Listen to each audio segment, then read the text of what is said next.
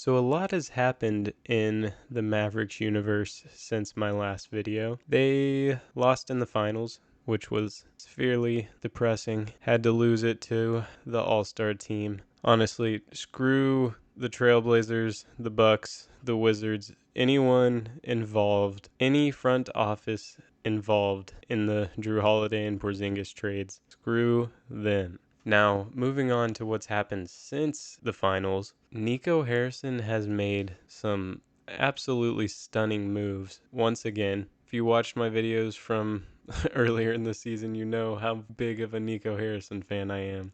Well, that man has done it again and again and again. To start off the offseason, there were so many rumors about THJ leaving. Everyone knew it was time. Even his dad was on social media talking about it.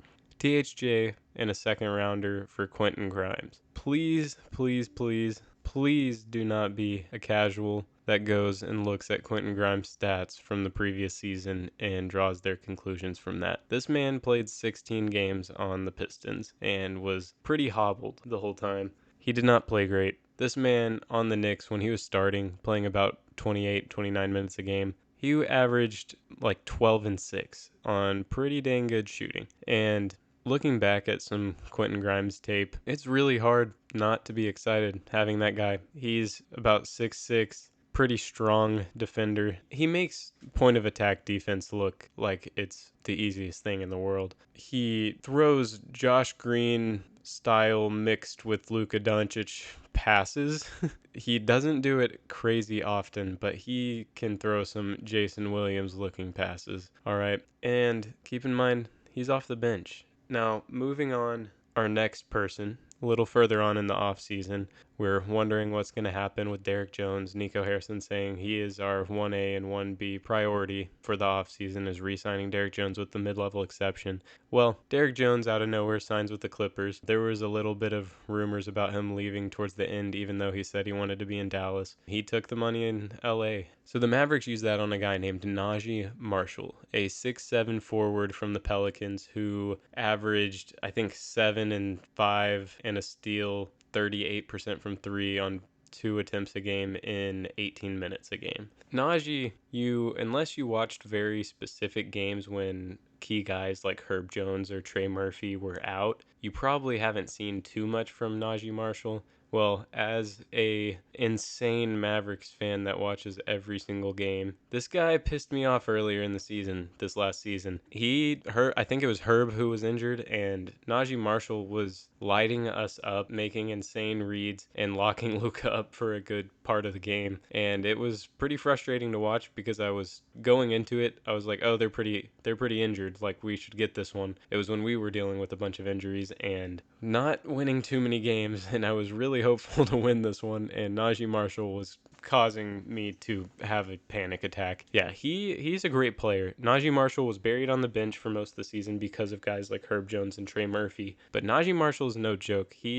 His perimeter defense, I mean, statistically is at least on par with Derek Jones Jr., okay? Naji Marshall, no joke on that end of the floor. Losing a guy like Derek Jones Jr. may sadden us with how many lobs he caught this last season, but Naji Marshall, though he may not fly through the air like Derek Jones Jr., can keep up on the defensive end similarly to Derek Jones Jr. And he's honestly a bit bigger and stronger than Derek Jones, so he kind of adds a little more defensive versatility to the team. Keep in mind, he also shot 38% from three, which is, I believe, 5% more than Derek Jones Jr. And DJJ's three-point attempts this past season were pretty much all wide open for the most part. I don't know the exact stat, but it's got to be over 60% of his threes were wide open jump shots. Naji Marshall did not shoot just absolutely wide open threes all season because Naji Marshall did not have a Luka Doncic-esque playmaker on the team. The best playmaker on that team is CJ McCollum, and yeah, I'll just leave that there. Naji Marshall, a much better three-point shooter. Yes, he only did that for one season, and before that he did not shoot well from three, but his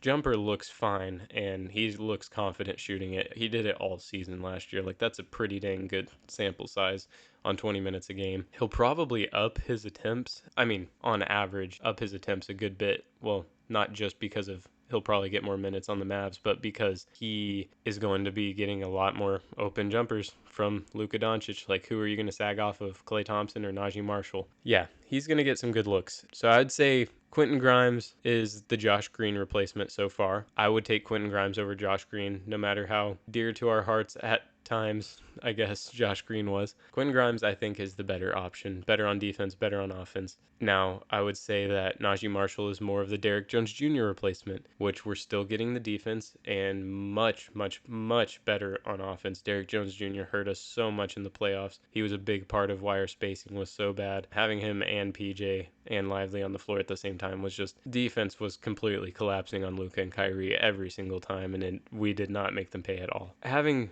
Naji Marshall on the floor instead of him is already a massive improvement for the offense. At bare minimum is going to still keep our defense fairly close to elite next to Derek Lively and PJ Washington. Now on to one of the later moves, Klay Thompson. For the last move, the biggest move probably of the Mavericks offseason is Josh Green and 2 seconds for Klay Thompson. And this move has gotten so much scrutiny, and I just seriously cannot fathom why. Klay Thompson is still a very good NBA player. I feel like meme culture for the NBA influences the casual view of a player by way, way too much, because there's just so many compilations of his decision making and shot selection at times was bad, but for the most part, any person that watched a reasonable amount of Warriors games last season knows that Klay Thompson was the second option on that team. And Klay Thompson, yes, in the past was definitely capable of doing that, but at 34 years old, just like any other player who progresses in age, is going to just be a step slower. He's going to be a step slower. Like, that's just natural. He's always been an extremely off-ball heavy player, and the Warriors were needing him to handle the ball and take shots way more than he needs to as at this stage in his career. With the Dallas Mavericks, Klay is not needed to dribble the ball at all. Hardly will ever be dribbling the ball. He will be doing off-ball sets, going around screens, catching the ball,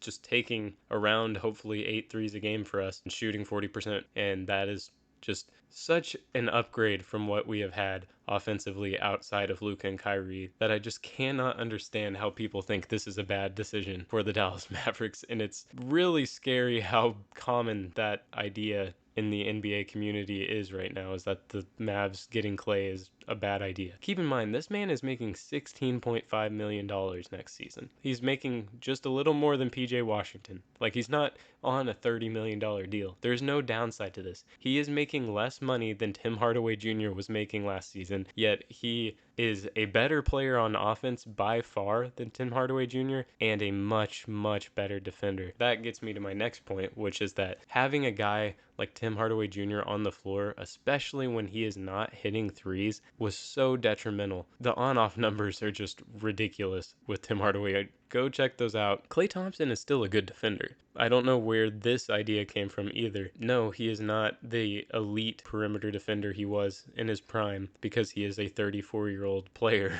Klay Thompson is very strong and he is big. He is 6'7" on the wing, and he can very much so hold his own against bigger wings, even most guards. Yeah, you don't want Klay guarding Shai Gilgeous-Alexander. You don't want Klay on De'Aaron Fox. You don't want Klay on Trae Young. That's fine. We have other guys for that. The Dallas Mavericks have Naji Marshall, and the Dallas Mavericks have Quentin Grimes. There's so many other options to guard those types of players. That's the whole point I'm making basically for this video, is the Mavericks have a ton of depth. And I haven't even mentioned Spencer Dinwiddie yet, which a lot of people think that's a bad move somehow. I don't know when we got to having a veteran minimum player who can actually eat minutes being a bad thing. Yeah, Spencer Dinwiddie can still play basketball. He's not what he used to be, but having him as your third option at guard is completely fine. Anyways, the defense at bare minimum remains the same. If anything, it got a little more versatile, and the offense is taking a massive leap. Keep in mind, this team was in the finals last season, okay? Upgrading on the margins in the modern NBA is so important for an offseason, especially for a title contender like the Mavericks. This team is going to be good next season. Last season, they would have been like a 55-60 win team if they were healthy all season. Now it doesn't matter if they're healthy all season because there's actual depth on the roster, and it's not only post trade deadline. Keep in mind, we kept those guys and added even more. The second unit for the Dallas Mavericks would probably still win 20 games in the East. Maybe, like 15. Daniel Gafford, Maxi Kleba, Quentin Grimes, Naji Marshall, and Spencer Dinwiddie. Low-key could be like a bad rebuilding team. The Dallas Mavericks got way more depth. Their offense is astronomically better than last season, which was their downfall against the Celtics. They guarded the Celtics better than any other team in the league in the playoffs. This is a good team going into next season, and I have a lot of optimism about it. This team rocks. Nico Harrison is sick. Goodbye.